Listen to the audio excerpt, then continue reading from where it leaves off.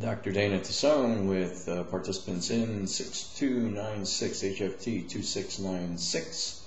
We're talking about chapter 10 today, and which is our final chapter. And at this point, we have arrived at our final destination, which is the place where we started. It's all a cycle. Everything's a circle. And the author of the text provided some information about future type things that would happen, and what I did is I deviated from what he mentioned, and I jotted down my own random thoughts. As you can see from these videos, I have random thoughts all the time. And I met a person at a former university who was a futurist, and he became pretty popular. And so at the university, they gave him his own little think tank, and funded him to sit there and do trend analysis and ponder the future and travel around the world to tell people about his exciting findings. And so this kind of motivated me to try my hand at it. Of course, I'm no futurist by any stretch of the imagination, but I jotted down these thoughts a number of years ago when we developed your graduate program and developed this course for that program. And it's interesting to see how I did with terms of my predictions for the future. We know that the two driving forces, I've said this probably too many times, the two driving forces that we have in the current state of things and in the future are globalization and technology. Technology drives globalization, and this situation is so dynamic that it's difficult to predict the future with precision. And that was my way of hedging my bet. So if the things I said didn't come true, then I could say, well, I can't predict this stuff. Nobody can. But I think I got lucky. Some of the stuff I said, and you got to remember, I spent years saying this stuff to classrooms of students who looked at me like I had a third eye, and I would lose them after my first prediction. But it is true. It's still true. What I predicted, that tourism will continue its current trend of spiraling growth, and hospitality ventures will continue to operate on a global level, and we're seeing this big scale now, of course. And I had said that this would happen in the near future, that ventures would expand into developing nations in Asia and the Pacific, and this trend will happen in waves because of varying economies and economic conditions, and that's been so far been true. And I also predicted Middle East expansion would also continue in the near future. That's not true. And Latin America will probably experience spotty expansion, which is true. That's true right now. There will be an increase of, as you know, the boomers are coming of age, and so there is an increase in 65-year-old, the 65-year-old cohort, which makes up about 25% of the world's population. And the 35 to 54-year-old cohort has also expanded, which I had predicted, that's good news because they have higher levels of disposable income, which is conducive to the development and growth in our industry. Of course, developments in telecommunications technology will further enhance the demand for international travel. There's a saying from John Naisbitt that high tech equates to high touch, and I had suggested back then that there would be breakthroughs in the field of transportation that would facilitate longer range travel and fuel efficiency. That has not come true, and I think that's because of the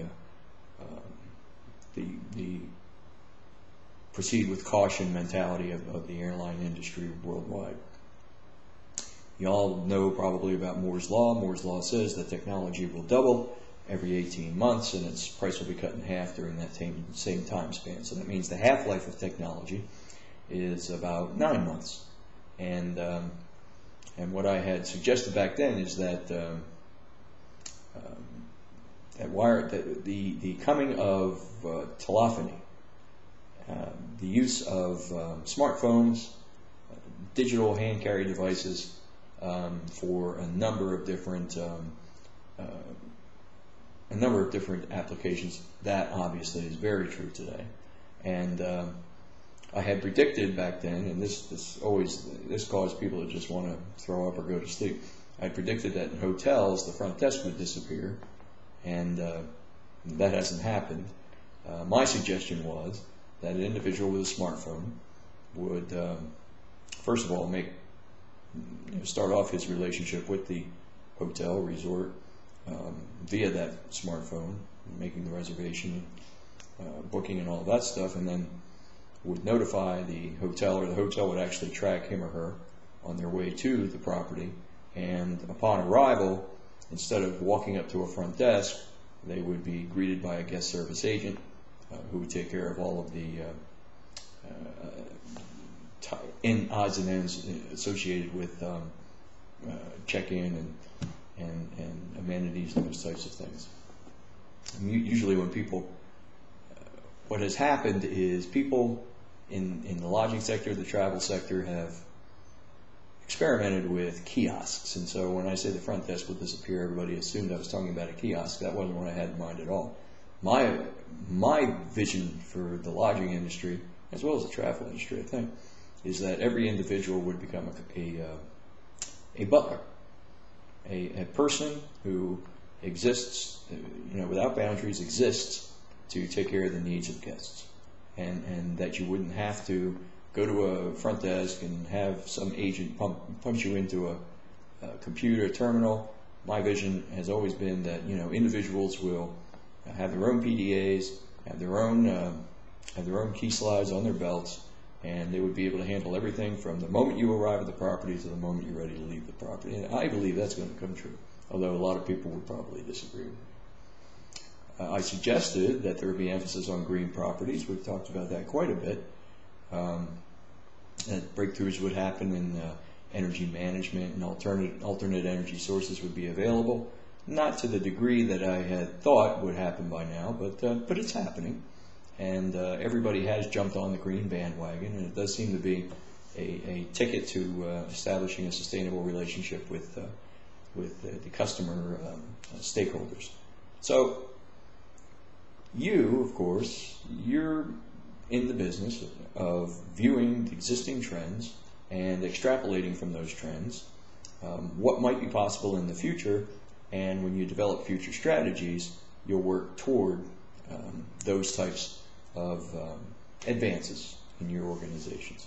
And that's what's going to make you heads and shoulders above the rest of the group.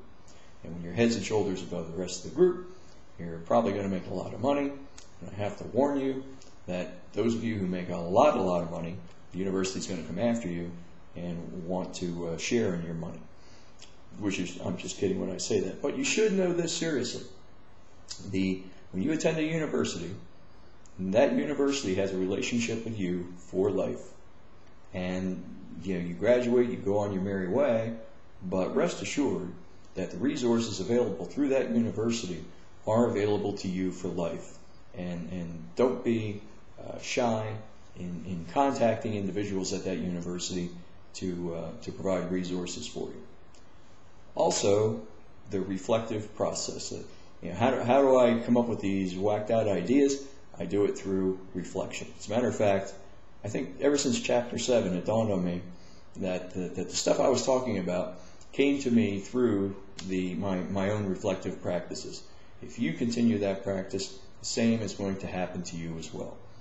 You will surpass the competition when it comes to management, leadership, entrepreneurship, consultation, anything you choose to pursue. And as I already told you, it doesn't have to be in this industry, although we would like for you to become industry leaders. It could be in any industry, because if you're trained to manage in this industry, you can manage in any industry with ease. As I told you before, I'll put you guys up against any group of business graduates that were trained in a different model than you were. You're trained in dealing with complex models. So I want to thank you all for your participation in the course, and I want to wish you the best, of course, in the future. And